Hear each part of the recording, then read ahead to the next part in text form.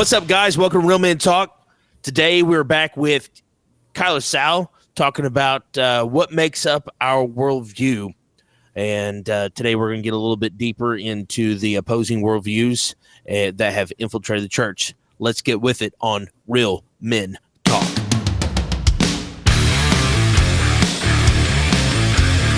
Welcome to Real Men Talk, discussing the tough issues facing men and their families every day. Here are your hosts. All right, guys. Welcome back. What's up, Kyler? Hey, guys. How are y'all? So this week we're going to be getting a little bit deeper into the opposing worldviews that have infiltrated the church and some of the things that have some of the reasons why. And kind of what they are. And so, Kyler, when you were kind of doing a little bit of research for these, what were your thoughts on these opposing worldviews? You know, the statistics that we looked up was astounding at how many Christians actually believe in these worldviews. How many men believe in these worldviews? 61% of the ideas that are rooted in 61% of Christians agree with the ideas that are rooted in new spirituality. And then 54% of Christians resonate with postmodern views. 36% accept ideas associated with Marxism. And then 29% believe ideas based on secularism.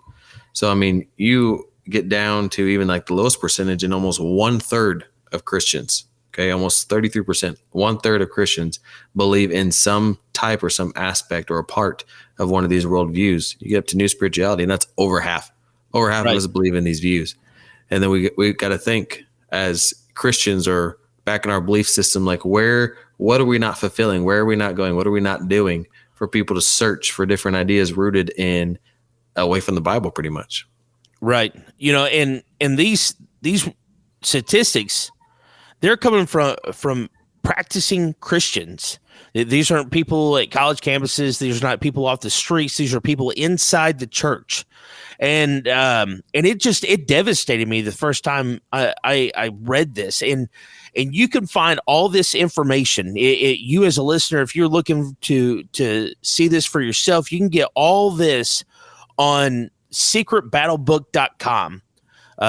They have a research tab. You click on it, and it goes through the survey that Barna did to get these statistics.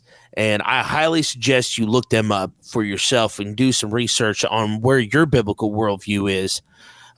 So getting back into these opposing worldviews, you know, there are so many opposing worldviews that have kind of infiltrated the church. And something that really shocked me that I would like to discuss. So I won't read this off of here. It says, what stood out the most to us was how stark the shift was between the boomer and the Generation X.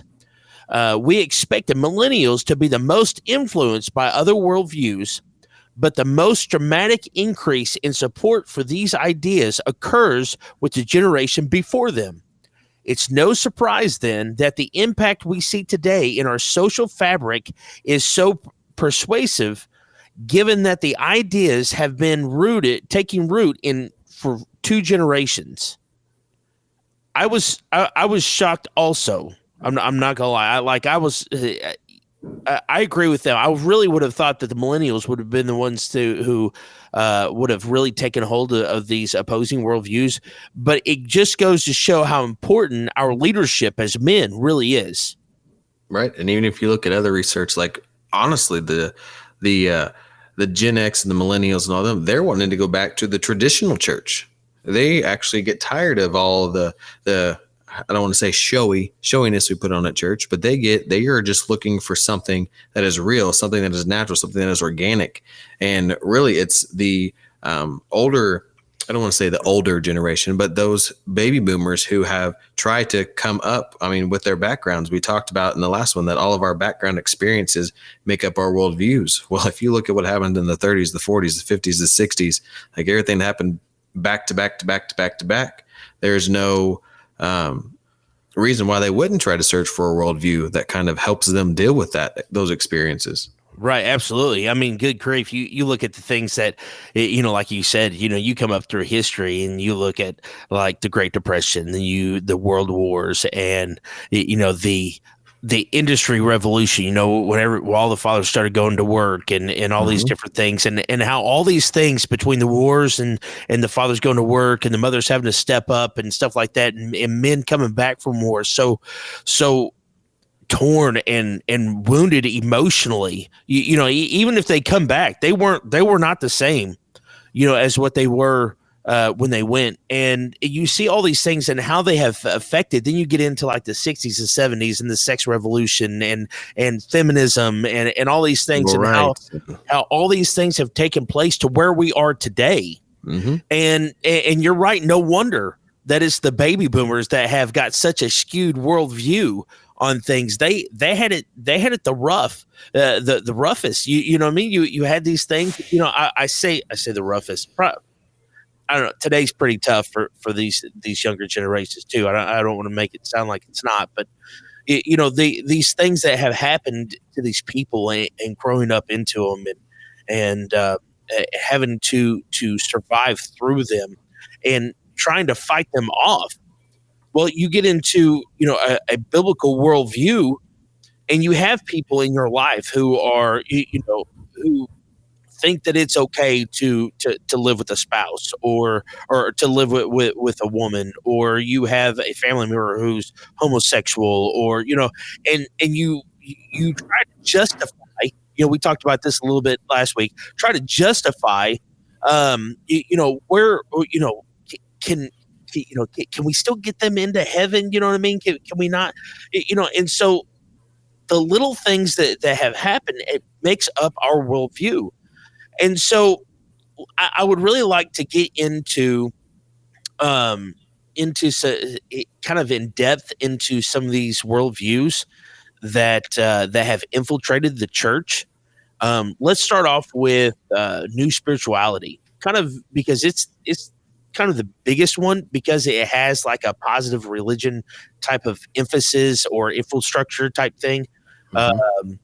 And so what are your thoughts on new spirituality?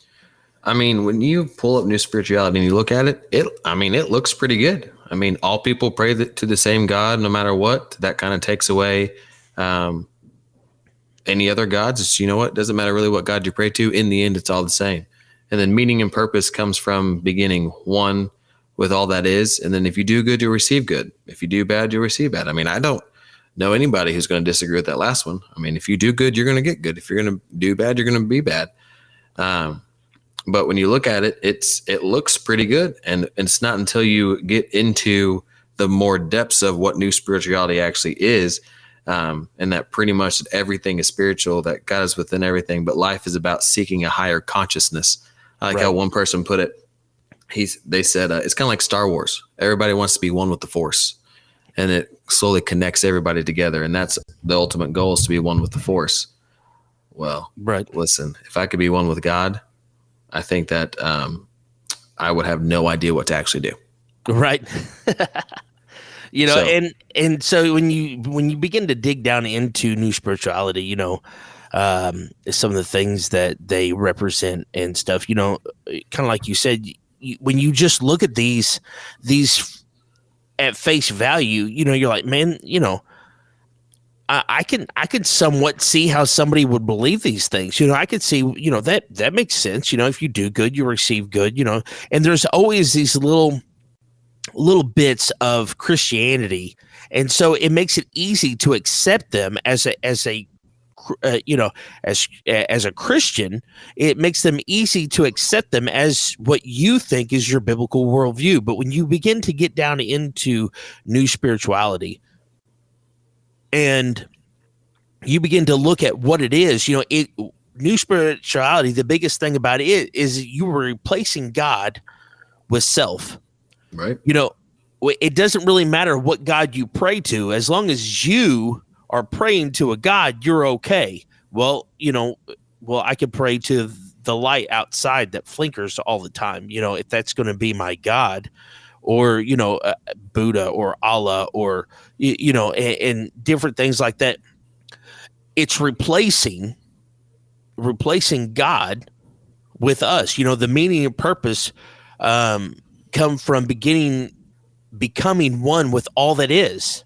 Well, you get into like naturalist and all these things, Wicca, all those different things fall underneath this new spirituality, quote unquote religion, and again replacing God with yourself. Well, then you get into like, if you do good, you receive good. If you do bad, everybody likes that idea, of like karma and different things like that.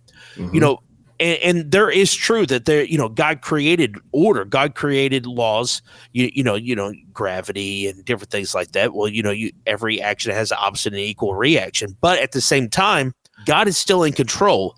What this statement says, when you dig into it, is you are in control of what happens to you.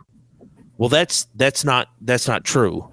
Life sucks sometimes. You look at like the disciples. We talk about the story of Peter when he walked on water. When the disciples entered that storm, they were doing what Jesus asked them to do. They were in the will of God. They were doing what was right, what Jesus asked them to do, and yet they still encountered a storm. So not always do you have control over. Putting your trust in God is what allows you to continue through the storm, and realizing that everything that happens to you is not in your hands. You are not the decider of your fate. You are not the decider of your that all lies in the hands of God. We have decisions to make. We have choices. I'm not trying to make this out to be like robots or lack of, free will, but ultimately God is in control. So I was looking at this chart that kind of compares the different types of worldviews, and it says that the law behind new spirituality is that each person decides what is right. The need for the law will fade away as we grow into a God consciousness. So we can almost grow into that God figure that you're talking about. But with that comes responsibility. I mean, God didn't just create us with the responsibility that I'm going to put you here and I'm going to go away. No, he created us with this large design that we eventually are going to have to work our way back to him, because we ate from that tree of good and evil.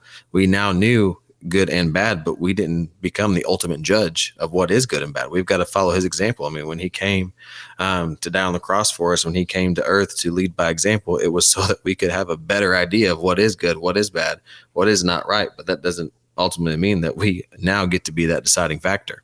That's right. And a lot of it has to do with it, the point that you made about us not being God is we are such small pictured people. And us as men, and I've done a podcast on this before, but us as men, we have got to be big pictured people.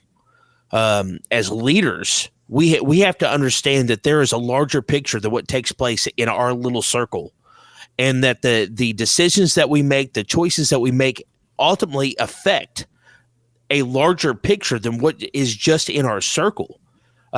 If I decide that I'm going to go out and drink and then drive home, well, if I have a wreck and I kill somebody I don't even know, I have affected an entire generation of people because of my actions. Yeah. And we can become so small-minded, so small pictured, and new spirituality kind of does that. Well, we can all become our own gods, and we can all do that, and so. Let's get into the secularism real quick before we go to break. So secularism, it's kind of a scientific method. Everything that has the world itself has got a materialistic type thing. Everything that happens is because it's just world. There is no God, there is no higher power. Everything just kind of happens just because. Going back to even kind of comparing that one, there's three essential questions or comments that go with secularism that people believe, but the belief has to be proven by science to know it's true. We have turned into a society that it's almost like prove the facts. I mean, we're in the state of Missouri, and we're even the show me state. Like, show me the facts behind this. We can't just fathom that at one point in time, God was like, I'm going to create this and it's going to be created. We have to come up with explanations like the Big Bang Theory. Like we have to have an explanation as to why. Yes. And then it also says a person's life is valuable only if society sees it as valuable. We have, and I mean, it's true. I mean, we look at the different classes and we've got middle class, upper class. I mean, we even got upper middle class. But we only deem that some of those are more valuable than the others. I mean, God taught us to take care of the poor, and we quote unquote take care of the poor. But really, if it's us or them, we're going to choose us over them. Right. And that's not what he meant. And the last one was like meaning and purpose come from working hard to earn as much as possible so you can make the most out of life. Honestly, I mean, since looking back at the Great Depression and those 30s and going into the 40s when men came back from war, but women had to go to work. And since then, it's just been you work hard to earn what you've got as much as possible. And the richer that you are, the better you are off. And so I can see why people agree with secularism too, because I mean, who doesn't want to be rich? Right. Absolutely. And you could kind of see this framework also going into kind of self, the meaning and purpose is just to make as much as possible, or a person's life is, it's a very selfish, type of way of thinking, and what's sad about this is 29% of practicing Christians believe in some type of secularism. Yep. And the way that it has infiltrated the church, the way that it has taken hold of our worldviews, it's devastating, because secularism at its core takes God out of everything. Exactly. I mean, but we've all heard it. You can't argue with facts. And so that's what they're going for here is we have the scientific facts to prove that this, and this has happened. So really, why do we need to believe in God? Right. Yeah. Well, we're going to take a break. When we come back, we're going to talk about postmodernism, Marxism, and Islam. This portion of Real Men Talk is brought to you by the Jeweler's Bench. They are a full-service jewelry store offering many styles of gold, silver, diamonds, and gemstones. And all jewelry repair is done in-house so you can get your treasured pieces back as soon as possible. They are also a licensed Citizen Watch dealer. Make sure to visit them today at 1353 North Westwood or call 573-686-1522. Call or stop in and thank them for bringing you Real Men Talk. If you want to join in the conversation, join us on Thursday nights at 6:30 p.m. We gather with other like-minded Christian brothers to discuss hard-hitting topics that affect men on a daily basis and use a biblical approach to overcome common strongholds that affect our families. We show men the importance of being the spiritual leader of their home and what it means to be a real man in the eyes of Christ. Join us at the Palace of Praise, located at 1400 Herschel Best Boulevard in Poplar Bluff, Missouri. We meet in room 400 every Thursday. Come be a part of the discussion.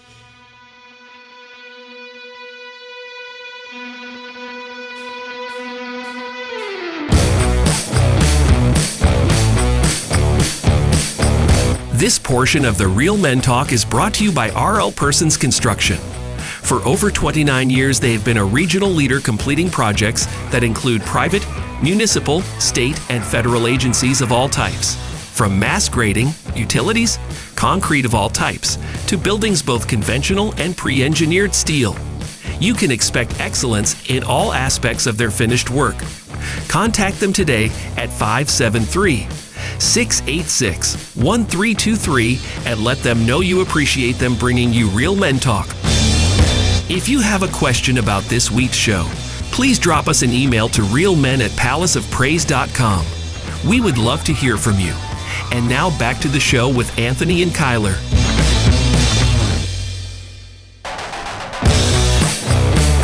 All right, guys, welcome back. Kyler and I begin to talk about some of these worldviews, and so we're going to dig down into postmodernism. And sometimes these things can have like fancy words, and they can be kind of hard to understand. If you've got any questions, first off, I want to advise you to do some research of your own. You may find things that we don't talk about on here. You may come to a realization of what all that good stuff. But postmodernism is more of a subjective worldview. So what's right for you is right for you. What's right for me is right for me. So it kind of takes that initiative of there is no real truth. Is kind of what postmodernism it has kind of bled that. You can believe whatever you want. I don't care. It's true for you. I'm going to believe whatever I want, and that's going to be true for me. Kyler, what are your thoughts on that? I mean, it opens up so much more freedom. We don't like to be boxed in. So, I mean, if you look at that one of the thoughts says no one can know for certain what meaning and purpose there is to life. Well, I mean, God didn't just slap us on with the label when we were born that says, this is your purpose, this is your meaning, this is why you're here. Now go into the world and do it. So, yes. I mean, if you look at that, really, no one can know the meaning of life and why we're here and everything else. But it also says that your truth is your truth. Whatever you deem as truth is truth. And I would love to have that freedom. Like I've said it, it's truth, and there it is. So I see why people look at this, and because there is not an objective reality. There's no scientific or historical truth. It's just whatever, or even reason and logic behind it. It's whatever you deem as truth is what you believe is true. And if you can get some people backing behind you, then you got you plus some other people, and then we all like to feel validated. So if we get more and more people accepting our truth, then yeah. So I can definitely see why people, I mean, what was it? 54%. So over half of us agree with the postmodern view. So I can see how they kind of adapt into that worldview. Right. And it's appalling. This, one of the statistics on here was one of the questions that was asked in this thing says, what is morally right and wrong depends on what the individual believes. And that's kind of 23% of, again, we're talking about practicing Christians agreed with this this worldview or this question, that it really just kind of depends on you. And you see how this again, you kind of see how this has infiltrated the church, and people kind of kind of taking a back seat to, you could say and believe whatever you want, and that's fine. And that's probably going to be true for you, so, I'm going to believe that makes it acceptable for me to believe whatever I want. And that's true for me. Right. And when you're looking at more of the statistics, a lot more people under the age of 45, because that's how they the Barna group divided it into people 45 and over and under 45. But this is the largest percentage of people under 45 believe mostly of this way of postmodernism. And it's true because, I mean, they also believe that the facts they're inaccessible, because what they believe is anybody who wrote history, they wrote it from their personal point of view. So whatever they're believing at that time is what came through. These aren't facts. These are actually just a point of view. Okay. I mean, to an extent, yeah, they probably did add in some of their point of views to this. But in the end, more than one person believes it or has written it. So facts are facts. Right. Absolutely. So we get into let's get into this Marxism. Marxism, to me, I had the hardest time believing that somebody would agree with views on this. Maybe it's because I'm more educated on Marxism than I am the other ones. You look at communism. Karl Marx. I've done a lot of studies on Karl Marx and stuff, and seeing what has come out of his beliefs. Communism and socialism, and what I mean. I added up one time, and it was some like 75 million people have died because of communism. Yeah. Dating way back when, and it's mind boggling to me. But so if you're not familiar with Marxism, so it kind of puts everything on like a revolution type base. The government is against everybody. We need to overthrow everything. Every kind of religious establishment is just a way to oppress you. There's no really place for God in anything. We need to overthrow everything. Marxism is kind of where you get anarchy from. Mm-hmm.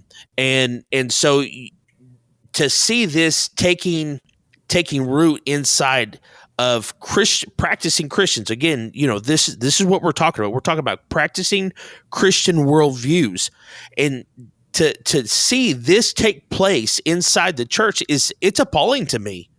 Definitely. I mean, even if you look at it, 36% accept the ideas of Karl Marx. That's Christians. Yes. And Karl Marx was an atheist. So we as Christians are accepting an atheist point of view. No, I don't think anybody's actually looked and studied that. And that's the problem right there. That's the problem right there, because they really have no idea who Karl Marx really is, what he represents, what Marxism is, what communism really is. You look at like Bernie Sanders in the he came real close to winning his the Democratic Party. Real close, and he is a known Marxist, like bold about it.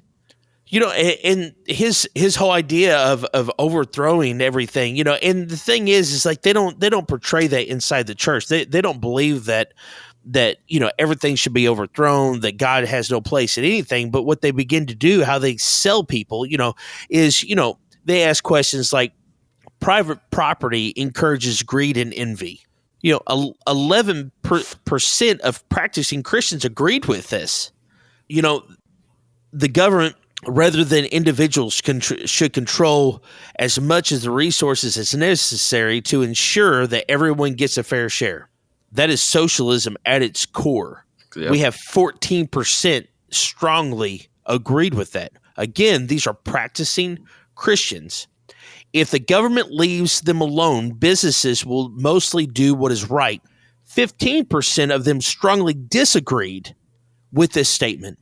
And you see how this is coming to the church, and I'm like, what is going on? Where are these people, getting these ideas from? And what has happened is they have allowed the news and the media to just infiltrate them in such and really right now, if you look at history, because things that come out of Marxism, like critical race theory, intersectionality, all those come out of a Marxism roots. Yeah, and everybody's got an opinion, and I have to hear my opinion. I need to say my opinion, and then they figure out where their opinion fits best, and not 100%, but they figure out where it fits best, and then they support that. So they go through and they're like, you know what? I don't like this government, which a lot of Marxism is based on overthrowing the government in general. It says it supports the middle class, but let's be honest, it doesn't really support the middle class. It doesn't really support any class. It just supports that we need to kind of go back to our own thinking and we'll figure it out. And then they believe if the government leaves them alone, businesses will do mostly what is right. Okay, well, that's a big bet there, bud. Right, absolutely. And something else that really kind of shocked me, moving on to like the Islamic worldview, that 38% of practicing Christians are sympathetic to the teachings of Islam. And you see how it has infiltrated the church, and again, these are practicing Christians, and this shocked me. 24% of practicing Christians says that Allah of the Quran is the same God as Yahweh of the Bible. And what in the world is it? Apparently they've never really read either book is the problem. Right. The people, these 24% of these people who agree with this, they've never read either book. And that's we go back to doing the research, to doing the things. And it's heartbreaking, is what it boils down to. It is absolutely heartbreaking. Right. And if they once again, we go back and we pull a little bit at a time, and that little bit resonates with us. We're like, yeah, you know what? That kind of agrees with my thinking and everything else. But if you look Islam, they just believe that Jesus was a prophet, that God is a prophet. They don't believe that Jesus actually ever came and he was the Son of God. I mean, and that's one of the foundations of the Trinity that we believe, the Father, Son, and the Holy Spirit. Right. And so if you go through and believe or sympathize even that Islamic view is similar even to the Christian view. I mean, you are not foundationally set in God, in the Bible, in the facts. No, and to be real honest, and this is probably a really bold statement, and I'm probably going to get some backlash for it. But I mean, if you really agree that way, I really question your Christianity to begin with. Mm-hmm. You know what I mean? And I know that's a rough thing to say, but there's a lot of truth to that, because to be a Christian is to strive to be like Christ. Okay. And we strive to be like Christ because we see Jesus as the Christ. You know, he is the Son of God. He is our Savior. He is all that. And when you take that away and you see him as a prophet, you change a whole biblical worldview. You take everything that we are as Christians away. How can you even call yourself a Christian if you see it that way? You can't. And as men, we've got to do better. We can't just go over to what the next new thing is or the next nice thing is that everybody's agreeing with. We have to sit down. We have to study. We can't just look at the first news article or the first post on Facebook that was shared by 30,000 people and has 30,000 views and is the most important thing or what's trending. We have to go back to the stuff that's not trending. We have to go back to the things that nobody wants, because what's the devil going to put in our face? He's going to put in our face what's the most trending, because that's what he wants to do. He's the ultimate liar. I mean, that's what is what he is. He comes through to deceive and destroy, and he's going to do his best. If he can't get it done with these worldviews, he's going to make another one. I mean, if you look at the New Age one, he's got 61% of us believing something. Right. And we as men, we've got to do better, because if it gets up even more, I mean, even closer. I mean, it shouldn't even be 61%, to be honest, because us as men are the leaders, and we need to go through and we need to do our own research. We need to stop believing what's put in front of us. That's right.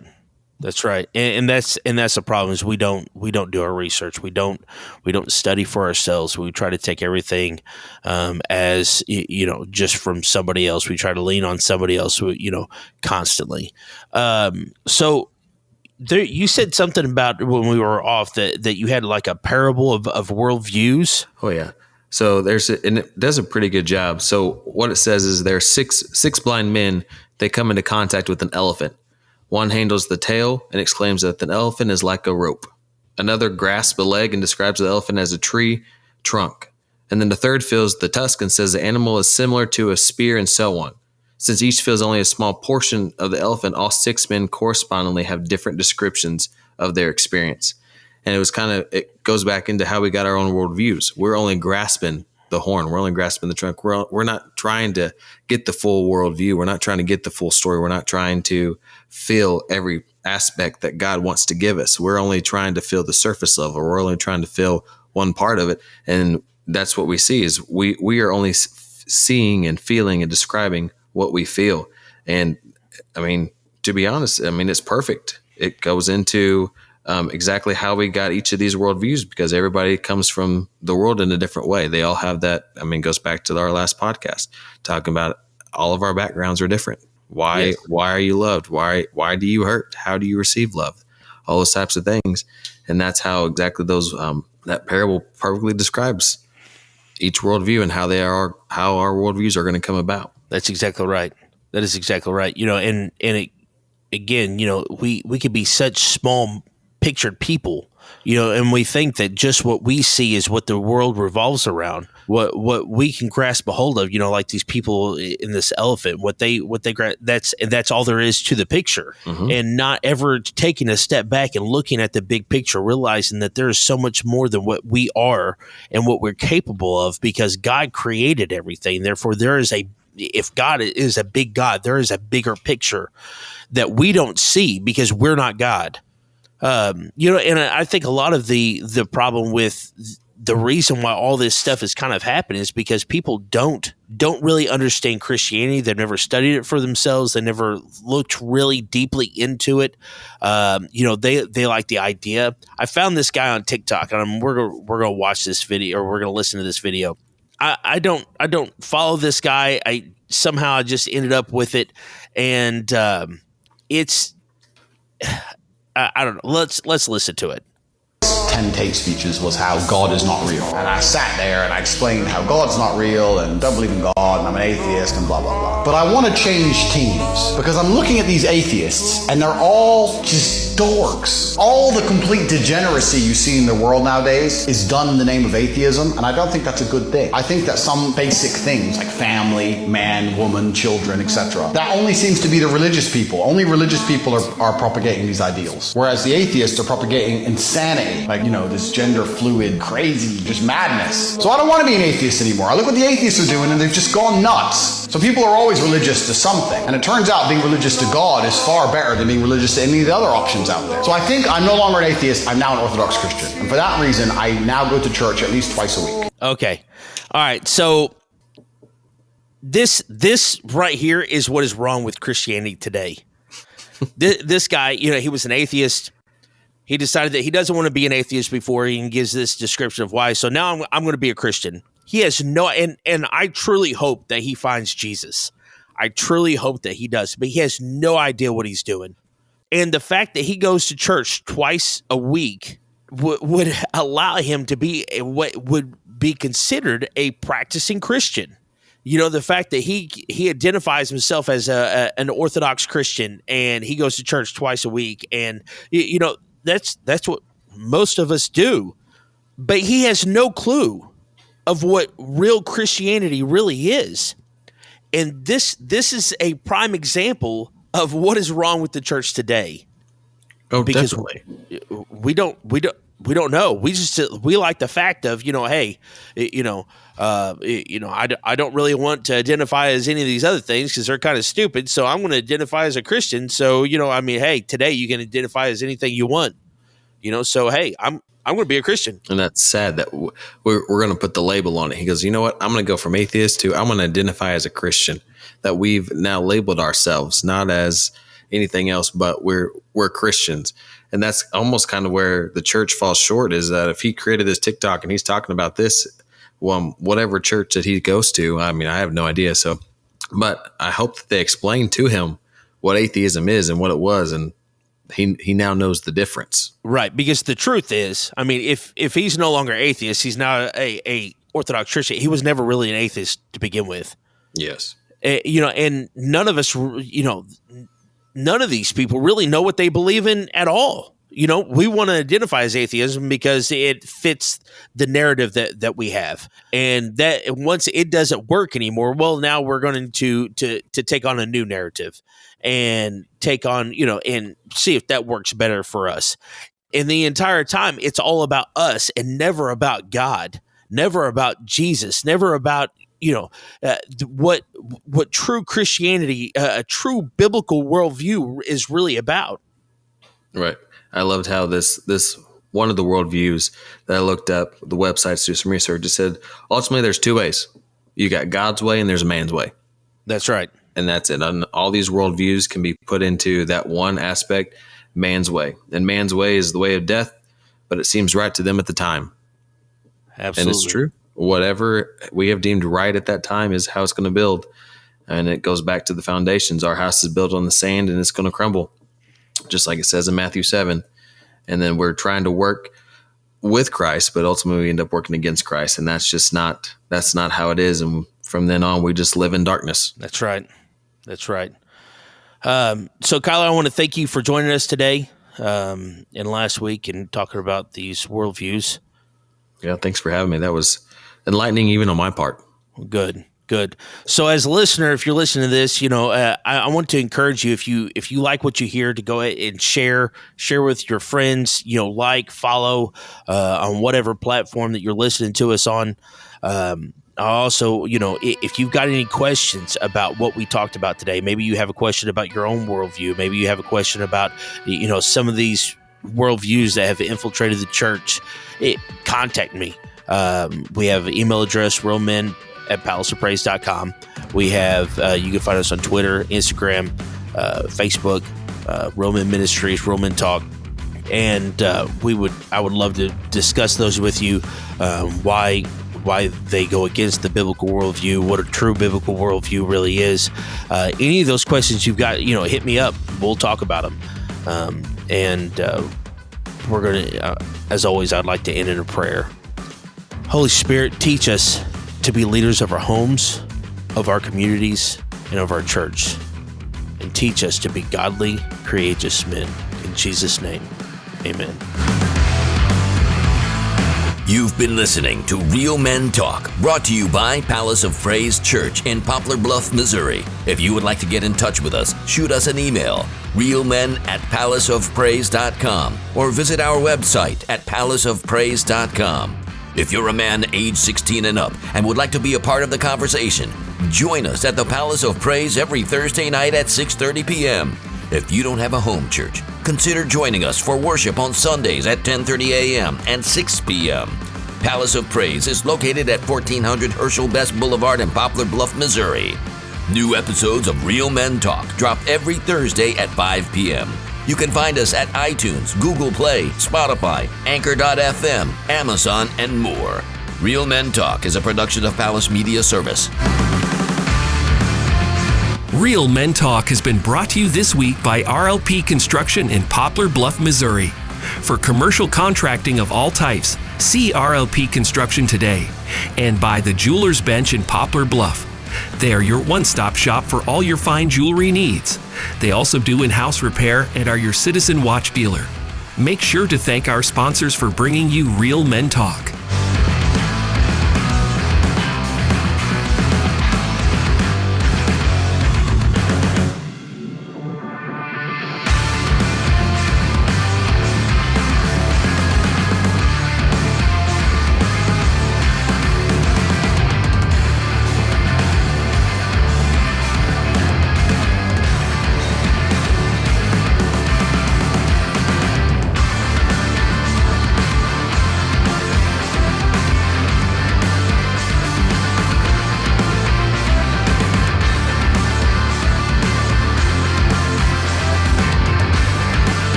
If you want to join in the conversation, join us on Thursday nights at 6:30 p.m.